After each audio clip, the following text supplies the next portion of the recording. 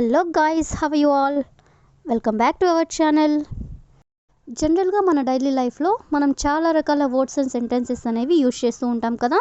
So అలాంటి words and సెంటెన్సెస్లో నుంచి నేను కొన్ని వర్డ్స్ తీసుకొని వాటికి సంబంధించిన కొన్ని ఎగ్జాంపుల్ సెంటెన్సెస్ అనేవి మీకు క్లియర్గా చెప్తాను.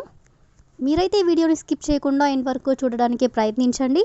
అలాంటి వీడియోస్ నా ఛానల్లో చాలానే ఉన్నాయి, వాటిని కూడా ఒకసారి మీరు ప్లేలిస్ట్లోకి వెళ్ళి చూసేయండి.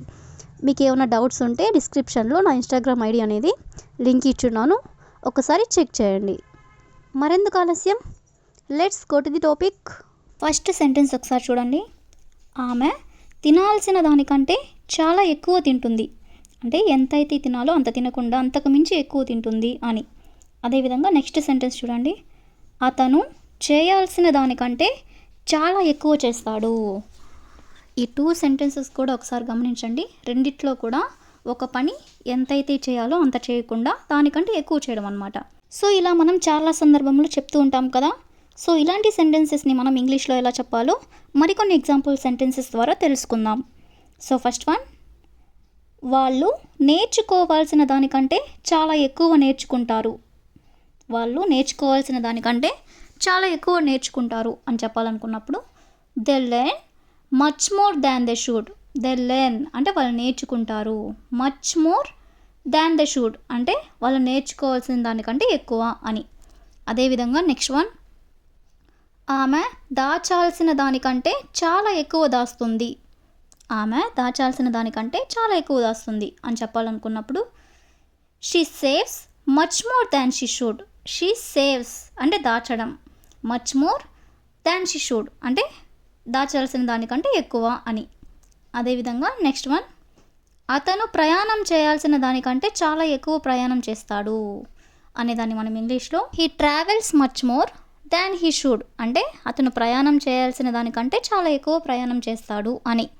అదేవిధంగా నెక్స్ట్ వన్, ఆమె మాట్లాడాల్సిన దానికంటే చాలా ఎక్కువ మాట్లాడుతుంది అంటే ఎక్కువగా మాట్లాడుతుంది అని. దీన్ని ఇంగ్లీష్లో she speaks much more than she should. She speaks much more అంటే ఆమె ఎక్కువ మాట్లాడుతుంది, దాన్ షీ షుడ్ అంటే దానికంటే ఎక్కువ అని. అదేవిధంగా నెక్స్ట్ వన్, వాళ్ళు చెప్పాల్సిన దానికంటే చాలా ఎక్కువ చెప్తారు అని చెప్పాలనుకున్నప్పుడు they tell much more than they should.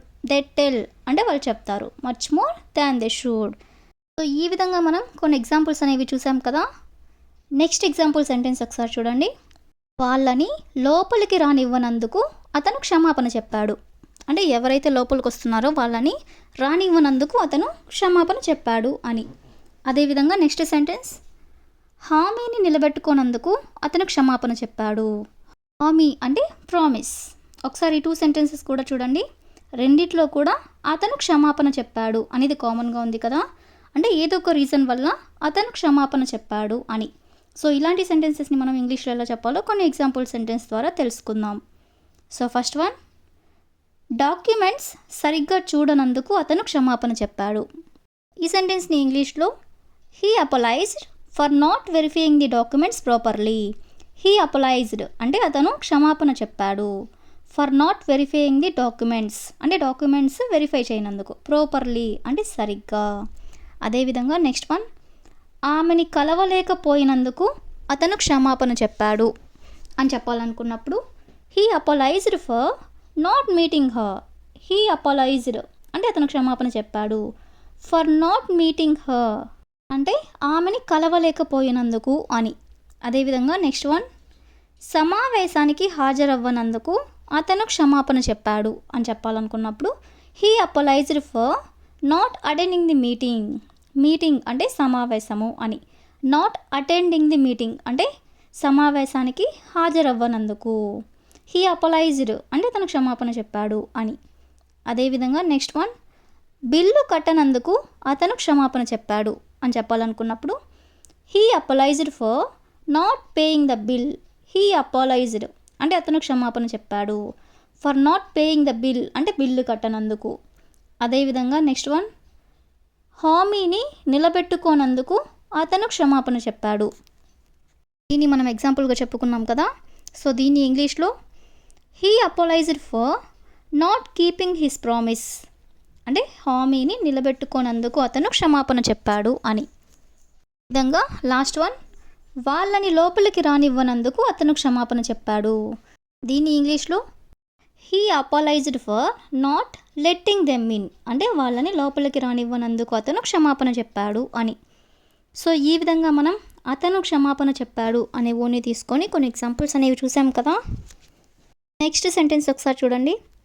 మేము మీకు కాల్ చేద్దాం అనుకున్నాము లేదా మేము మీకు చెప్పాలనుకున్నాము. ఈ 2 సెంటెన్సెస్ కూడా ఒకసారి చూడండి. రెండిట్లో కూడా చేద్దాం అనుకున్నాము లేదా చెప్పాలనుకున్నాము ఇలా చెప్తూ ఉంటారు కదా. సో ఇలాంటి సెంటెన్సెస్ని ఇంగ్లీష్లో ఎలా చెప్పాలో మరిన్ని ఎగ్జాంపుల్ సెంటెన్సెస్ ద్వారా తెలుసుకుందాం. సో ఫస్ట్ వన్, మేము మిమ్మల్ని తిడదాం అనుకున్నాము అని చెప్పాలనుకున్నప్పుడు we thought of scolding you. We thought of అంటే మేము అనుకున్నాము, స్కోల్డింగ్ యూ అంటే తిడదామని.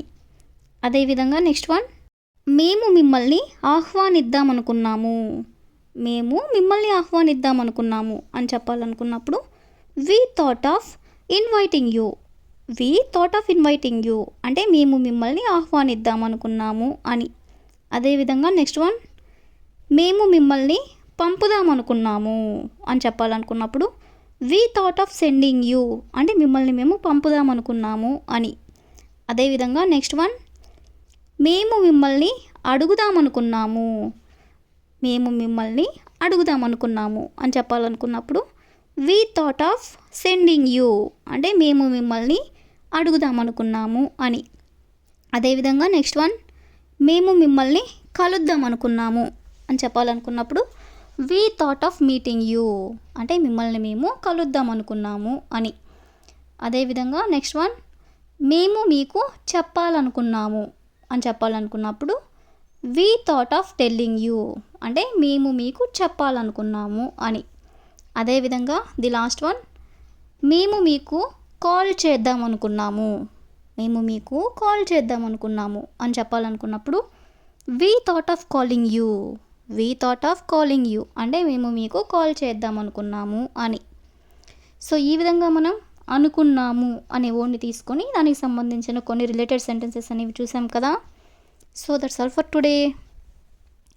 I will ask you a question for you. మేము మిమ్మల్ని పిలుద్దామనుకున్నాము. మేము మిమ్మల్ని పిలుద్దామనుకున్నాము. So if you know this one in English, please you can comment in the comment section. Thank you for watching.